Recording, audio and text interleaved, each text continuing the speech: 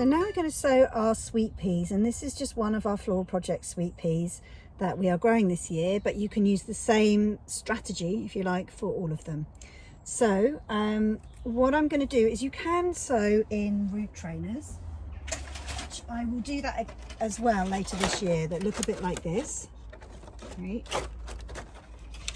But today, because I'm just sowing one packet of sweet pea seeds, I'm going to be using just 9cm pots, and it's easy for you if that's what you've got. You don't need to get root trainers, you can just get 9cm pots, okay? So I've got here a mixture of compost, and sweet peas do like a bit of drainage, so I've put some potting grit into here as well. Okay, so this is probably about, I only just threw a handful in here, so it's probably about 1/3 potting grit and 2/3 compost, peat-free compost. So what I'm going to do, it's really simple. The great thing about growing sweet peas is they are so simple. Now I'm going to put some compost in the pot like this. I'm not going to fill it to the top, and I'll tell you for why in a moment, okay? So I've filled it like this, and then what I'm going to do is I'm just going to make 3 holes like this. I'm going down to about here, so you know, a couple of centimeters deep, and then I'm going to get my sweet peas.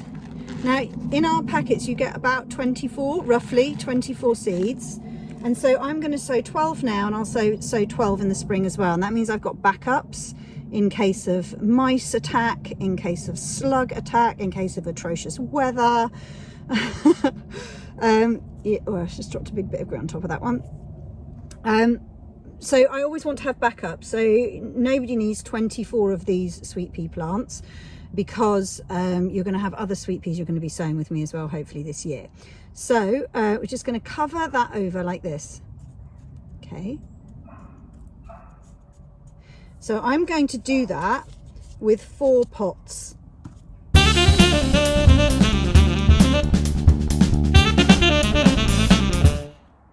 So I've sowed now 3 into each of these, so that's 12 seeds, that's half my packet sown right in these 4 pots. And the reason I've sown them so that they're below the lip here of the lid of the pot is because what I'm going to do is I'm going to take them inside after I've watered them, and I'm going to place a piece of newspaper, a pile of like a stack of newspaper, or a book actually, over the top here to make sure it's really dark. Sweet peas really like the dark to germinate.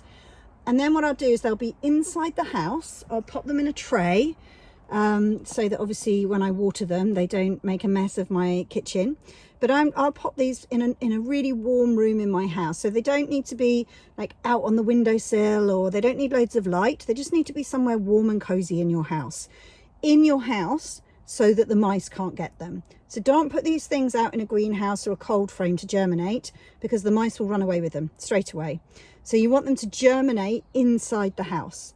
So I'll put these on a corner in my office and put a book over the top of them so they're really dark after they've been watered. And I will remember to check these every single day. You can't not with sweet peas, it's too exciting.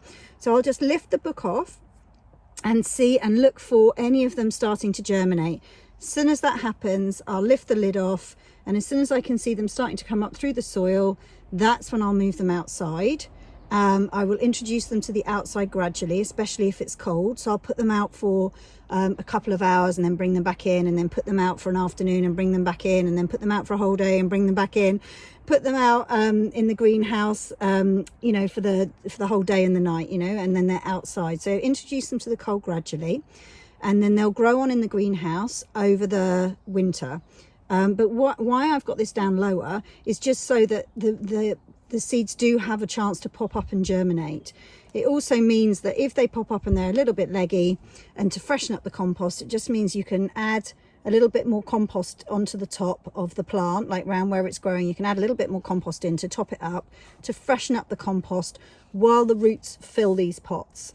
So because these are going to grow on, because we're not going to put them out until the end of March, that's really why we're going to need to pot them on, because as soon as the roots fill this, you want to bump them up into slightly bigger pots so they can absolutely thrive.